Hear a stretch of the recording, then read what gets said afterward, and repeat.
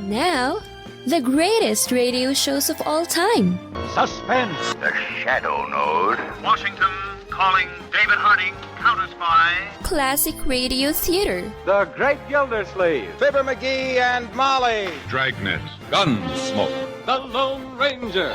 Now, step back into our time machine with your host, Wyatt Cox. Good evening, friends of the Inner Sanctum. Bob Bailey and Virginia-Gregg in the West Coast program Let George Do It. This episode of the program from June 7th, 1958 invites you to come on, have some excitement.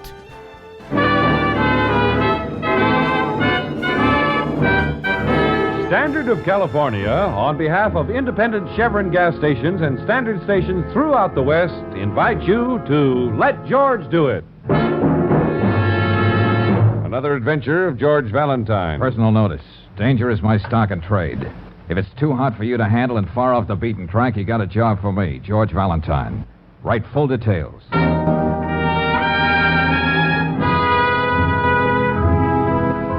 My dear sir, if you're a moviegoer at all, you must know me, Peter Murch, the small, ineffectual man everyone laughs at as soon as he appears on the screen. But there's nothing humorous about my present dilemma. After 30 years, I'm to be starred in my next picture. But unless you can help me, I'll have to say no to this dream of a lifetime. This is hard to explain in so many words. But if you'll meet me at the Farm Food Vegetarian Restaurant at 1 o'clock today, I'll explain everything. Signed, urgently, Peter Murch. Oh, sure, Brooksy. You know, that gnome-like character from the movies? Oh, Casper Milquetoast himself. That's the guy. The henpecked little man who puts galoshes over his rubbers when it rains. George Valentine, maker of stars. Hey, I wonder how I fit into this picture. Well, I can't wait to find out. Well, then, on to Mr. Murch. Oh, but just one thing, George. Yeah, what's that, Angel? Well, if we have to have lunch at a vegetarian restaurant, could we stop off for a hamburger first?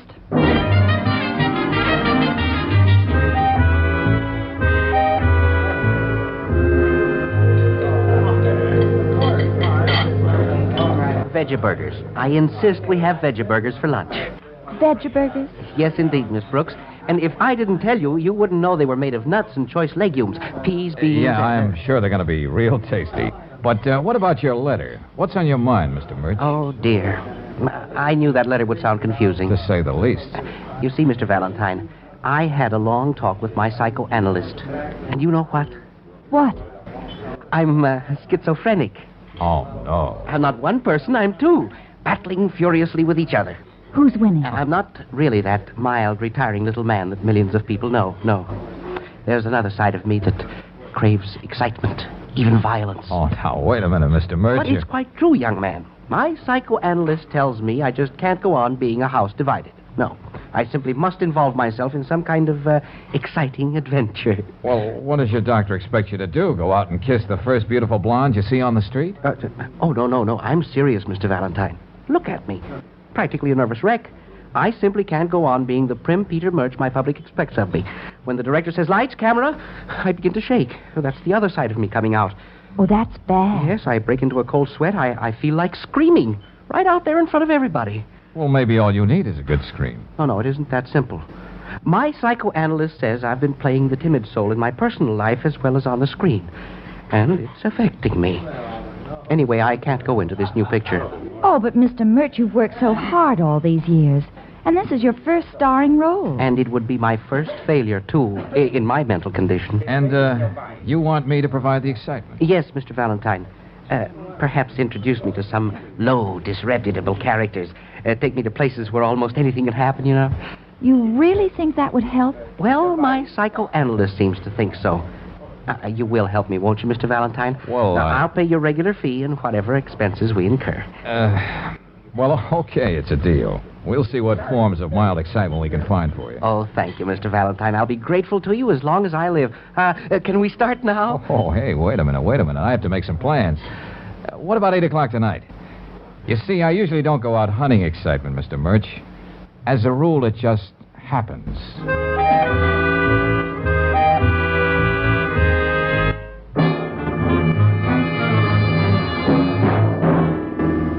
Oh, no, George.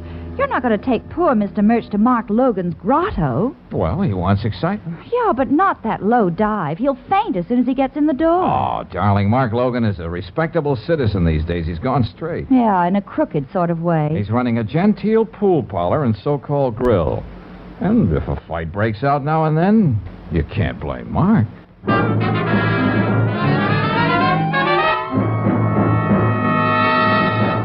You're going to try and hit me with a pool cue, are you? Ah, you had it coming. I seen you move that number 7 ball when you thought I wasn't looking. Why did you... Oh, Mr. Valentine. Oh, my goodness. This'll show you. Well, here you are, Mr. Murch. Life on the raw. Oh, my, this is exciting. 3rd brawl in 1 hour. Just what the doctor ordered. Okay, let that mug get up or beat his brains in. Oh, yeah, I'll tell you apart. Come on now, you two lugs. Break it up and get back to your game. I'm running a respectable joint here. Not yet, Logan. Not before I split his skull with his chair. Oh, my goodness. Oh, another inch, Mr. Murch, and that chair would have parted your head. Yeah, and permanently. Okay, beat it, both of you. Finish it out in the alley. All right, Logan, it won't take me long. I'll make you look like a pound of hamburger, brother. And You gotta excuse him, Mr. Valentine. The boys get kind of playful once in a while. Oh, sure, Mr. Logan. And you lose more pool cues that way. Oh, Mr. Murch, we'd better get out of here before things really get rough. Oh, I wouldn't think of it for a moment. I'm just beginning to feel better. Oh. Mr. Murch. Yes, Mr. Valentine. Here's a nickel. Oh, thank you. Why don't you get something on the jukebox over there? I want to talk to Mr. Logan a minute. This is so exciting. Evening, I've been waiting. Don't pay no attention to them numbers, Mr. Murch. Wherever you put your nickel, all you get is Mother McCree. That's my favorite. George, I'm afraid we've underestimated our timid soul. He can't get enough. Yeah, and you certainly did your best, Logan. Yeah, which brings up a point, Mr. Valentine.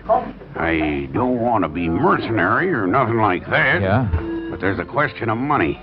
Joe and Alex just now almost killed themselves. There's them other 2 fights we framed up. Okay, Logan, hey, this ought to take care of the boys. Yeah, thanks. Say, if I knew you was willing to pay this much, I could have fixed up something real messy for the old boy. Oh, that song. Ain't it beautiful? Mother McCree. Yeah, sure. Got any other ideas for excitement, Logan? Well, that little guy don't scare easy. Now, wait. How about this? When you people leave the joint, I'll get the boys to drive up in a big black sedan. Yeah? They grab the little guy and take him out in the country for a spell. You mean kidnap him? Oh, I wouldn't put it that way, Miss Brooks. They lock him in a cellar for a couple of days, keep him tied up. Ain't gonna hurt him none. Oh. Hey, hold it, Logan. That's going a little too far. Yeah. I've got an idea. Yeah. And I think it'll work, too. What's that? Here's what you do. You take Mr. Murch out to the Seaside Amusement Park. Oh, after this, a ride on the Ferris wheel is going to leave him cold. It's nothing like that. You're going to take him through the Tunnel of Love. Oh, Mr. Logan, I'll admit you can find a certain kind of excitement in the Tunnel of Love. But I doubt if Peter Murch is my type. He was talking to me, Brooksy. He's not your type either. What I was thinking, Mr. Valentine, is I happen to know the guy who runs the Tunnel of Love. His name is Len Dimmick. Oh, goody, George. Maybe we can get a special discount. What I mean is I'll call up Len and have him take the trip through the tunnel with you, personal. He's one of them practical jokers, so he'll play along with the gag. Now dream up a couple of stunts. Leave it to Len to find a way to scare the pants off you, Mr. Murch. Well, it's worth a try, Logan, and the night's getting shorter. I gotta earn my fee. If you want to get out of that amusement park quick, better take Walton Boulevard. They're tearing up Grayson Avenue. Okay, thanks a lot, Logan. Oh, Mr. Murch. Yes, Mr. Valentine? If you can drag yourself away from Mother McCree, we'd like you to join us in a blood-curdling journey through the Tunnel of Love. Oh, just think of it. The 3 of us, alone, together. This should be real exciting.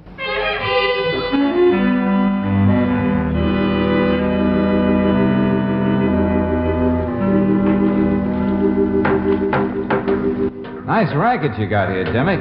Selling 5 minutes worth of darkness? Darkness is a valuable commodity, Mr. Valentine. It is? Yeah, just like I was telling Mr. Murch here. Well, after all those gruesome things you've been telling us, I don't think I want to hear any more. Well, facts are facts, Mr. Murch. Dimmick is right.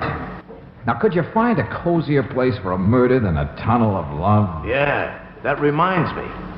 I remember a happy couple who took a ride through here just for a little innocent smooching. And then... Yes? Suddenly, death struck. A silent, cruel blow. I wish we had some light in here. What? In the Tunnel of Love? Oh, yeah, I remember that, Jimmy. It was an unsolved crime, wasn't it? Often wondered how the poor man was killed, and how the young lady felt when she heard him scream. Here, in the darkness.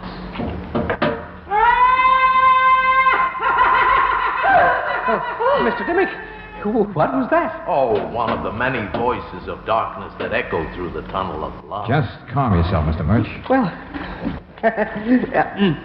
I wasn't really frightened at all, Mr. Valentine.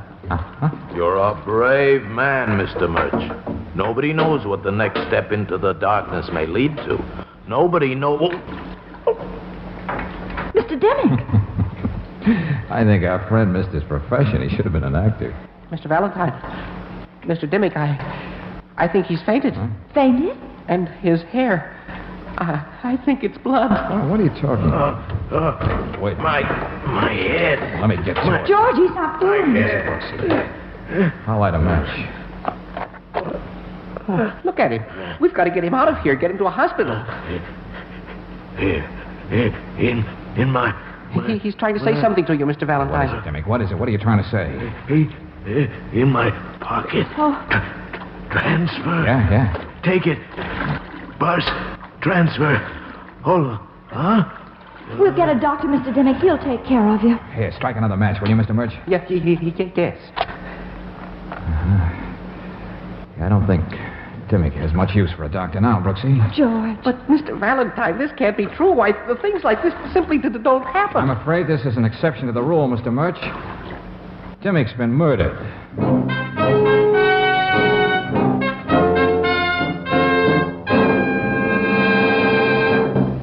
June 7th, 1948, Let George Do It on Classic Radio Theater with Wyatt Cox. You're listening to Classic Radio Theater with Wyatt Cox, which happens to be me, here on your favorite station. More of Let George Do It, June 7th, 1948.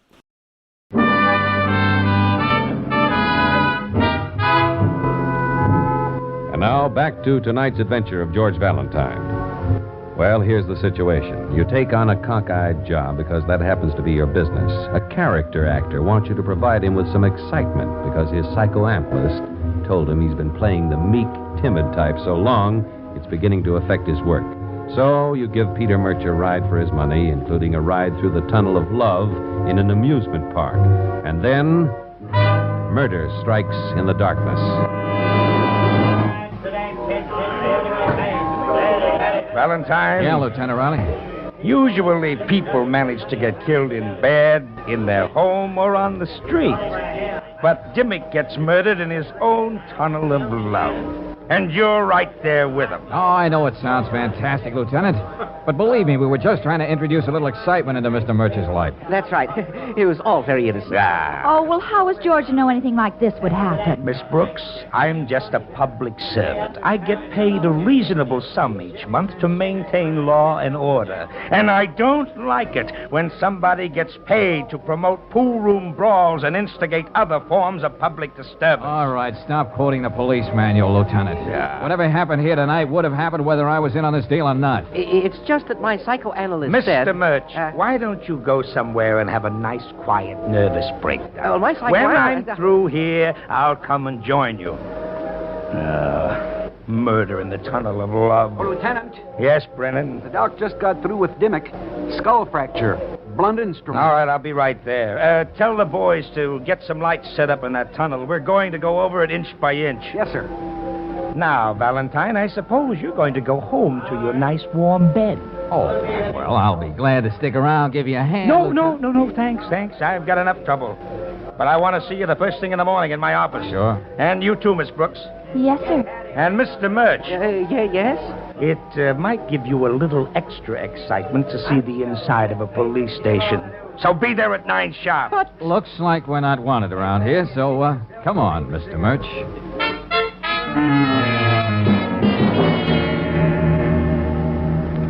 I still think I ought to drop you off at your hotel, Mr. Murch. Yes, you've had enough for one night. Well, my wife and I are staying at the Fenmore right here on Grayson Avenue. But I can tell, Mr. Valentine, you're not just giving up this case like that. Oh, no. You're up to something, aren't you?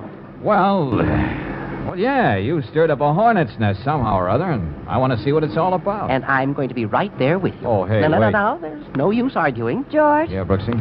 Well, that part of a bus transfer Dimmick wanted you to have. What do you make of it? I don't know yet. Well, why should anyone keep a piece of old transfer? Now, that's probably one of the most worthless things in the world. And only a third of a transfer at that. Yet that man insisted that you have it with his dying breath. Must mean something. Yeah, well, we'll see what the lieutenant makes out of it. I gave it to him. Told him what Dimmick said. But you've made something out of it already, haven't you, darling? Come on, let's have it. Well, as a matter of fact, you can tell a lot from a bus transfer, Brooksy. Even a third of a one, if you look at it real careful like. Meaning what? That it was issued by the Orange Bus Company, route number 411. And the little punch holes, one for the year, one for the month, and even the day and the hours during which it was good. You noticed all those things? That transfer was issued July 29th, 1943, between the hours of 4 and 6 p.m. All of which still means nothing to me. Nor me either at this point. But I have an idea the late Mr. Dimmick meant it to provide free transportation for his murderer to the end of the line. Hey, why are we turning off, George? Where are we going? Hey, you know something, Brooksy? Riley and I don't always agree, but he knows his business, and so do his boys. We're going down to police headquarters. Well, what for, Mr. Valentine? The police don't miss much, and when they do, they make a record of it so they'll never forget. And that's where we're headed, Mr. Murch. The Department of Unsolved Crimes.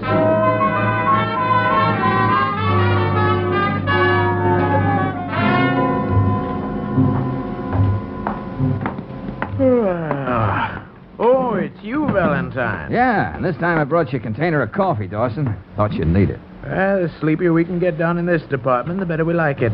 Who are your friends? Oh, my assistant, Miss Brooks and Mr. Murch. How do you do? What do you want, Valentine? You know these files aren't open to the public. Well, I'm not just the public, Dawson. Your boss, Riley, told me to be down here tomorrow morning and be sure I had the right information. He said that? Oh, yeah, sure. Go on. Call him up. Check for yourself. Oh, no, as long as he said so. What do you want to know? If there were any unsolved crimes on July 29th, 1943. July 43, let's see. Oh, it's that file in the corner near the window. Okay, thanks. What are you looking for, Mr. Valentine? The murderer, I hope. You and I ought to be used to being left in the dark, Mr. Murch. Let's see. Yeah, July 1943. Let's see what we got in this folder.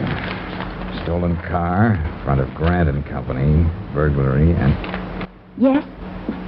And on July 29th, 5:35 p.m., $200,000 jewel robbery at Smith & Allenby Jewelers on 5th Street. The date on the transfer. Uh-huh. And that picture. That's our Mr. Dimmick. Leonard Dimmick, 38, clerk at Smith & Allenby's. No suspicion of collusion and holdup. But Dimmick was operating a tunnel of love. A lot of things can happen in a man's life in 5 years, Brooksy. Let's see that, George. No getaway car used in robbery as far as known. Passerby observed man in gray suit carrying briefcase board orange bus outside jewelry store almost immediately after holdup. Witness positive man was running from store. Oh, dear me, this is just too much for me. Traced bus driver number 602, but no information on man in gray suit. Well, that's that, kids.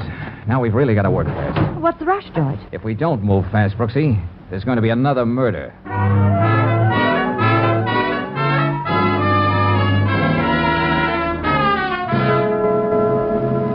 Mr. Valentine, as I told you, this is the busiest time of the day for us here at the depot. You know, getting the buses out on schedule. Yeah, I understand, Mr. Eldridge. But look, this is very important. Who was your bus driver, number 602, on July 29th, 1943? Oh, very well. If you can't wait, I'll look it up for you. You see, we have a file here on every man who ever worked for us. 44, 43, July the 29th. Oh, yeah, here we are. Yeah? Yeah, number 602. It was Bob Gray. Still work for you? Oh, yeah, Bob's still with us. As a matter of fact, he's one of our steadiest men. There's nothing wrong, is there? I don't know yet. Well, where can I get hold of Mr. Graves? Why, I don't know. This is his day off. All right, what's his address? Come on. 1411 Dever Street.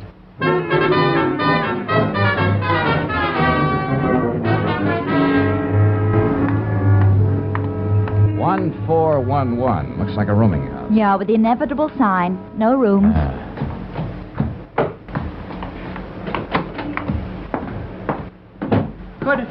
Could you take these steps a little slower, please? Oh, Mr. Murch, I almost forgot about you. Well, I'm not just as young as I used to be. Who is?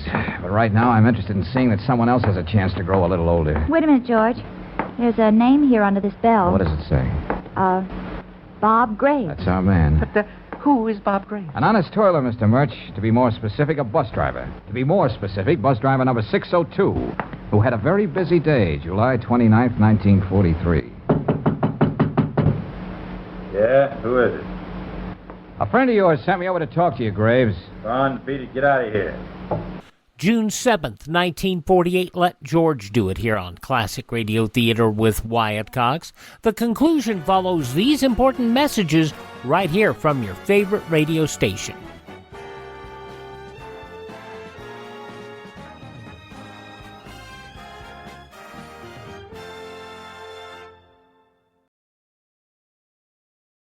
Just going to take a minute here to tell you about the big savings going on now, the clearance sale at mypillow.com.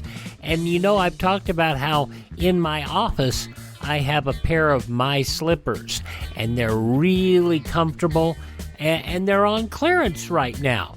The mypillow.com slippers, $25 a pair, limit 10. And I would buy 3 or 4 more pairs. Unfortunately, they're out of my size. They also have sheets, pillowcases, clothing items, all on special right now. Go to mypillow.com, click on the clearance tab at the top of the page, use my promo code Wyatt, or call 1-800-928-4715. Limited sizes remaining in the MyPillow slippers, limited colors on other items. mypillow.com, clearance tab, promo code Wyatt, 1-800-928-4715.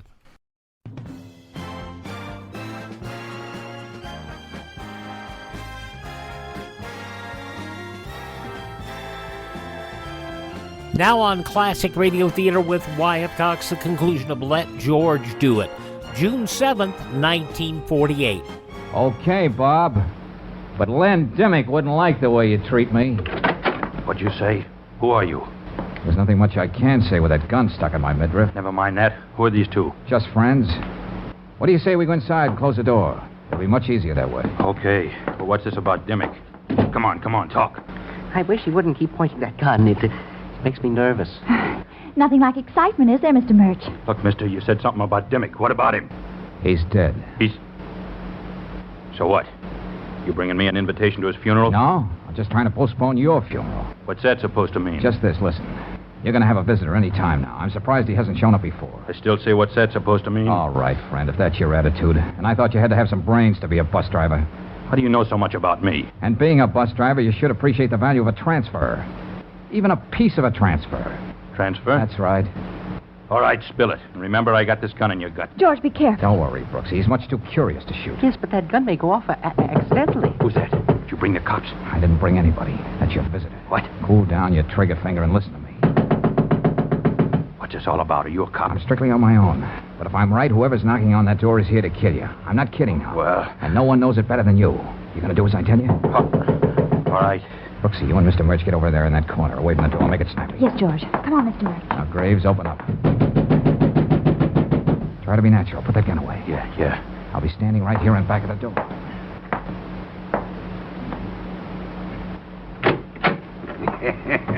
Well, Graves, I was beginning to think you were out. You know how it is, Logan. My day off. I guess I fell asleep. Awful thing happened to Len Dimmick, didn't it?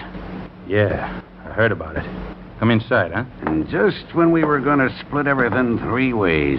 Yeah, that's right. That makes the gravy all the richer for you and me, don't it? I don't get it. And if there was only one, there'd be nothing but gravy left. What are you talking about? You want me to interpret? Valentine, you... What Logan means, Graves, is he was going to kill you just as he killed Dimmick. You're out of your mind. Maybe, but you killed Len Dimmick. When I heard about Len, I thought it was something like that. Don't listen to him, Bob. You were just too clumsy about it, Logan. I took Grayson Avenue coming back. It wasn't torn up at all the way you said. So what? You sent us the long way so you could get to the Tunnel of Love before us. That's right, George. And he'd be the only one to know that Dimmick would be inside the Tunnel of Love with us. He arranged the whole thing. Oh, my goodness. You sneaked into the tunnel before us, Logan. You were waiting on the platform for the boat to pass. But in the darkness, it could have been me. I could have had my head bashed in. I don't think I feel so good. No, it wouldn't have been you, Mr. Murch. Len Dimmick was doing all the talking. Made himself the perfect target. Graves, you're not going to believe this guy, are you? Yeah, I believe him. You killed Len, and you came here to kill me so you could have all the gravy you was talking about. Put that gun down, Bob. Put it down. Double-cross me, will you? Yeah, let me have that, Graves. You got a big enough rap against you now. George, let go. He shot Mr. Logan. And the first one who moves will get what he got. I'm getting out. Stay where you are. Drop that gun. Huh? I said drop it. That's better. Oh, Lieutenant I'm Riley. glad to see you, Lieutenant. Sergeant Dawson called and said you were snooping around the Unsolved Crimes Department, so I had you tailed. Now, who's this guy on the floor here? How bad's he hurt? My arm. You should have blown your head off. Brennan, get this man out of here into a hospital, whoever he is. That's Mark Logan, Lieutenant. Ex-con. Now runs a pool parlor. Now, what's this all about? Well, Logan's one end of a triangle. Len Dimmick, former jewelry clerk, was the second. And Graves here, bus driver, is the third. They're the trio who waltzed through that Smith and Allenby job back in 43. How do you know all of this, Valentine? Lieutenant, I think that if you go through Logan's clothes when he gets to the hospital, you'll find a third of a bus transfer on him. Wouldn't you say so, Graves? Why not? Sure, we pulled that job, the three of us. Dimmick, Logan, and me. We decided to wait 5 years because the jewels were too hot to touch right away. Where are they now? Buried under the water in the Tunnel of Love. But those transfers. Yes, what about them? Lots of things can happen in 5 years. Guy can die, get put in jail. So we decided whoever showed up with a third of the transfer from my bus would get his share. Valentine, how did you stumble onto Graves? Well, Lieutenant, why a third of a transfer? Why not a quarter or a half? I knew about Dimmick and Logan. That makes two. But there was still one more to account for. I get it, and it had to be the bus driver. That's right, Brooksy. They wouldn't leave their getaway to chance. And they were sure the bus would be right there at the exact minute. Well, I'll be... Almost $70,000 for a third of an old transfer. No wonder Logan was willing to go to all that trouble to get rid of Dimmick and Graves. Well, is that enough excitement for you, Mr. Murch? Mr. Murch, What's the matter, Brooks? he's fainted.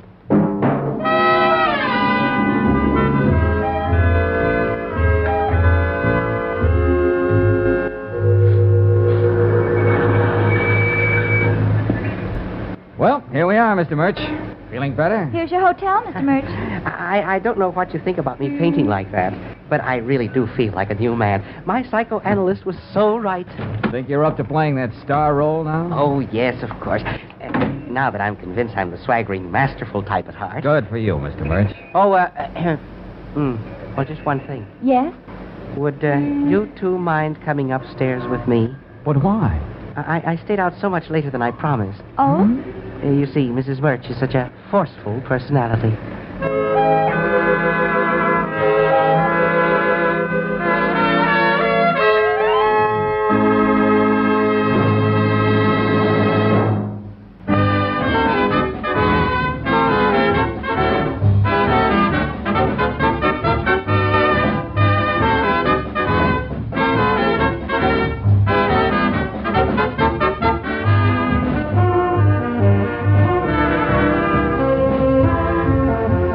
Tonight's adventure of George Valentine has been brought to you by Standard of California on behalf of independent Chevron gas stations and Standard stations throughout the West. Let George Do It stars Robert Bailey as George with Frances Robinson as Claire. Wally Mayer appears as Lieutenant Riley. Tonight's story was written by David Victor and Herbert Little, Jr. and directed by Don Clark. Also heard in the cast were Louis Van Ruten as Mr. Murch, Joe Duvall as Logan, Paul Frees as Dimmick, Barney Phillips as Graves, and Dick Ryan as the manager.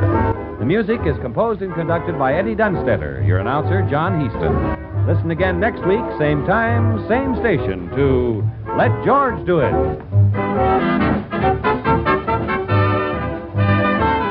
June 7th, 1948, Let George Do It on Classic Radio Theater with Wyatt Cox. Now on Classic Radio Theater with Wyatt Cox, once again thanks to Ted at RadioMemories.com for another episode of Lum and Abner, fully restored as it was originally broadcast June 7th, 1935, the latest in the Pine Ridge Planetarium story.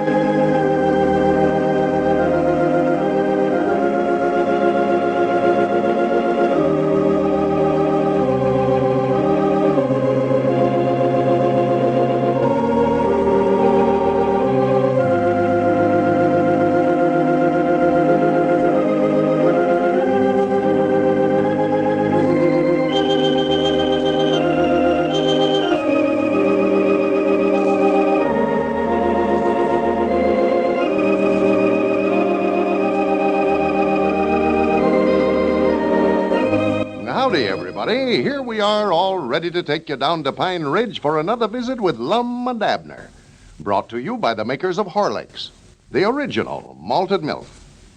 And now, let's see what's happening down in Pine Ridge.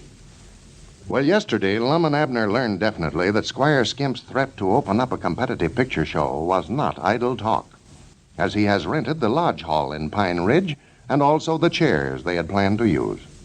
Well, this leaves the old fellows with the problem of finding seating accommodations for the audience they expect to have.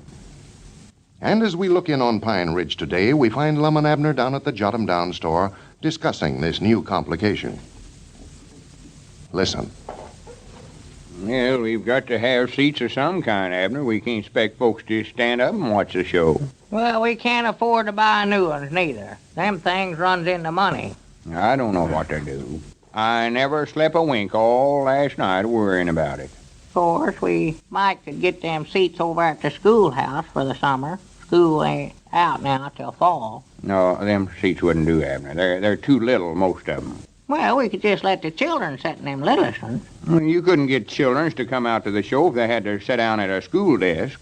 Especially this time of the year. They want to get as far away from one of them things as they can. Yeah, I reckon so. But grown folks could sit in them. If they could get in them. No, Abner. Them seats wouldn't do. It wouldn't look right anyway, having folks sitting around at them desks looking at the show. Well, I thought you'd already made arrangements with Mose Moots to rent them chairs from a lodge hall. I did. And I jumped Mose about it this morning, but he says Squire called a meeting of the trustees of the lodge yesterday and made him a proposition to rent the chairs, lodge hall, and all. Yeah. See, Squire's one of the high officers in the lodge, and he'll do might nigh anything he says. Well, you oughta got Mose to put that in writing when you made the deal with him. Well, I never thought about Squire or anybody else opening up a show again us. Yeah. Now, I wish we'd have thought about renting that lodge hall. That's just going to make a dandy place for a picture show. Why, I never had no ideas they'd rent it. They never have let it out before for nothing. Yeah. Well, I'm just afraid we're going to have trouble, ever finding any seats around here. Yeah, we'll find some now. If Squire Skimp thinks he's going to keep us from opening up our picture show just by renting them chairs, he's just got another thinker coming. I'm more determined than ever to make a success of it now. Well, I'm just glad we got started when we did. We'll be opened up and doing a big business before he gets that place ahead over there ready. Oh, yeah. Yeah, we've got the music all arranged for her and the moving picture machine bought. Yeah. Of course, Cedric's already learned how to run it. We've got to jump on him all right. Yeah, he'll find out he's bucking up again the wrong feller this time. Oh, yeah. He'll be bankrupted in 2 weeks' time. Wait till he starts trying to order some moving pictures. I've got all the pictures that drummer had to sell that was any count already bought for us. Yeah, well, sure, I just can't wait to see them things. Wish we could open up tomorrow. Well, I was talking to Ezra this morning. He says carpenters ought to be through over there by the middle of next week. Yeah, I wish they'd hurry. Well, he's got Forrest Lewis. He's a pretty good hand with a hammer and saw, you know. Yeah. Well, I just hate for Squire to get opened up first. That's what I'd hate. Well, I've got every carpenter in town working on it over there. Granny, it's right smart of work to changing a cotton warehouse into a theater that way. Oh, yeah. Had to put that ceiling in it and make the floor slanting that way and change up the front some. A lot to do. I believe that was our ring, weren't it, Lum? Oh, yeah, might have been. I weren't paying no attention. Well, I weren't neither, but I think it was. Hello. This is the Jot 'em Down store. Lum Eddard's manager of the Pine Ridge Planetarium doing the talking. Yeah, you always get that in there. Mom? Regardless. Oh, yeah. Want everybody to know it. Well, we ain't got nobody here right now, Sister Simpson, to do the delivering. Oh. Well, I guess I could, but why don't you call Dick Huddleston's store? He keeps good stuff down there. Oh, yeah. Well, me and Abner's awful busy here right now. Well, yeah, sure, we appreciate your business, but we can't just drop everything to bring you over a can of baking powder. I say, hello? Hello? Yeah, she must have hung up. I reckon what she got her back up about. She wouldn't care whether we got any seats for a picture show or not. Yeah, yonder comes Grandpap now, Lum. He could have delivered them. Yeah, well, let her go. She wants to act that way about it. We can't be running around here selling a dime's worth of this and a dime's worth of that. Our time's getting valuable. Oh, yeah. Yeah, it's a good thing you never got here no sooner, Grandpap. You'd have had to make a deliver. Well, I reckon I won't be delivering no more groceries for you fellers, though. Huh? Won't be delivering no more. No, I just come over to tell you fellers I'm quitting. Well, I'll be dead blamed. Huh? I knowed it. I knowed the minute that we give you that job of playing that player piano of yours over there first at the picture show, why, you'd start getting dependent. Yeah, we're going to need you here in the store more than ever now, Grandpap, since we've got the picture show business to look after, too. Why, sure. Well, I wouldn't have time to work down here now, nohow. Oh, well, now, you just have to furnish music over there of a night. That ain't going to affect your work over here in the store during the day. No, you start quitting the store here, Grandpap, and we might just not let you furnish the music first. Get somebody else to do it. Well, I guess that's just what you'll have to do anyway, man. Well, now, wait a minute, Grandpap. Don't pay no attention to Abner. We ain't fired you yet. No, not yet. Well, you ain't going to get a chance to fire me, Abner Peabody, for I ain't going to work down there. I've got a job paying me better money. Doing what? Playing the piano, same as I was going to do for you fellers. I'm starting to work for Squire Skimp tomorrow. Squire Skimp? Yeah, he's putting in a picture show over there in the lodge hall. Well, we knowed about that. Yeah. I hate to quit you fellers, special before I even get started, but I've got to look out for myself, get the best I can for my talents. Talents? Playing a player piano. Well, I don't blame you for that, Grandpap, but how much is Squire giving you? $6 a week, just twice what you fellers offered me. Well, I'll swan to goodness. Did he know that you was aiming on furnishing the music for us? Yeah, he said that was the reason he was paying me such wages as that. Well, that sounds just like him, yeah. Supposing we raise them wages a little, Grandpap, give you a little more than he's offering you. Yeah. Well, it's too late now, Lum. I signed agreement, contract to furnish the music at that price for 3 months. Yeah. Well, I'll swan to goodness. He'd do anything. That is him making a man like you sign agreement. If I'd have had any sense, you'd have did the same thing with us. Well, I expect I better be going, fellers. I hope you boys don't feel hard at me over it. Well, we couldn't hardly blame you for getting all you can, Grandpap. No, we ain't blaming you, Grandpap. No. Well, I want to run over and tell Charity the good news. I'll see you fellers later. All right, Grandpap. So long. Well, it looks like we ain't going to have no place for 'em to sit down to listen to the music, and no music for 'em to listen to if they was sitting down. And that's the only player piano in town, too. So Squire thinks he's going to keep us from going into the picture show business just by hiring our piano player. Oh, swan to goodness. I grannies we'll show him a thing or two. I wish Cedric could play the piano or something. Well, all me, Lum, he's going to be running the picture machine. He can't be up there in that booth and down there in front playing the piano at the same time. No, that's right. No. Dad blame that Squire. Everything was running so smooth till he had to butt in. I hate him. I hate him to pieces. I just can't stand him. Yeah, wait a minute. If that's somebody else wanting groceries, I'm going to slap the receiver right smack up in their ear. Yeah. Hello? Get him with him. Yeah, this is him. Oh, well, howdy, Ezra. How you getting along over there? Huh? You're doing what? What's the matter? Well, now, Ezra, you can't do that. Well, what's Squire paying you? Well, we'll just double that. Pay you twice as much. Oh, my. Oh, you have? Well, you oughtn't to sign it. You're just knocking yourself out of twice what he's a-paying you. Yeah, too late now, I reckon. Did they all sign the contract? Uh-huh. Yeah. All right, Ezra. Goodbye. What's the matter, Lum? Let me sit down. What's wrong with Ezra? Why, him and all the rest of our carpenters over there is quit and went to work for Squire. Well, I'll be dead blamed. It just looks like there ain't no one thing that feller won't do. He's a snake in the weeds if ever I seen one. Well, that just about winds us up there, Lum. We had every carpenter in town working for us. Well, that ain't going to stop us, I'll tell you that. I grannies we're going to open up that picture show if we have to finish it ourselves. Well, for the land's sakes, look coming in yonder, Lum. Well, I do know. Cedric. Yeah? Yeah, we can get him to help us. Why, sure. The three of us can finish it up. Yeah. Well, good for Cedric. I know that was a good idea, sending him in to learn how to manipulate the picture machine. Well, I never even knowed he's back from the county seat yet. Well, I'd forgot he was due back today. Well, Cedric, howdy. Come in here, Cedric. How'd you get along in there? Oh, all right, I reckon. How are you, Mr. Lum? Just fine, Cedric. Sit down and tell us all about it. Yeah. Well, I got to be going in just a minute, though. I just come over to give you that $15 back that you give me for expenses while I was in there at the county seat to learn how to run that moving picture machine.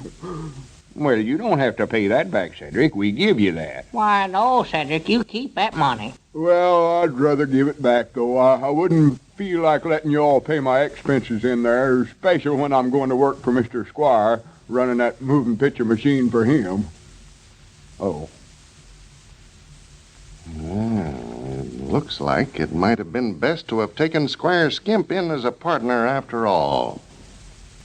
This is Carlton Brickert speaking for Lum and Abner and Horlicks, who now bid you all good night and good health.